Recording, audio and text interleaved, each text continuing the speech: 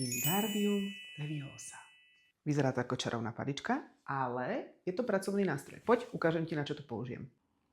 Určite ste už videli, kde kadernička robí melír a vyfúkáva z vlasov vlasy fénom. Nechápete prečo? Vysvetlím vám to.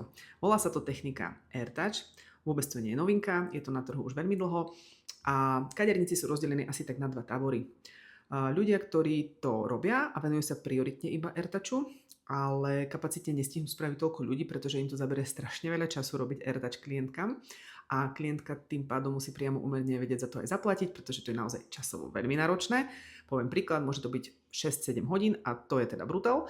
A potom sú druhí kaderníci a medzi tých patrím aj ja, ktorí vedia výhody AirTouchu. Som na ne preškolená u Olgy Dimitrasko. Páči sa mi tá metóda, ale nie som ochotná robiť 7 hodín jeden melír. To znamená, obľúbila som si iné metódy, a momentálne som našla techniku hairstick, kde vlastne vyťahujem tie kratšie vlasy inak ako fénom a idem to zaradiť do ponuky pre moje klientky.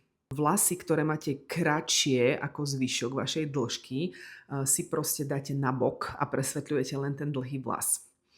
Je tam ale strašne veľa ale. Závisí to od toho, aj s akými veľkými odrastami prídete a od toho, koľko vlastne máte tých krátkych vlasov, pretože niektoré ženy majú veľmi málo kratších vlasov a niektoré zase až moc. Takže ja by som nepovedala, že je to úplne pre každý typ klientky.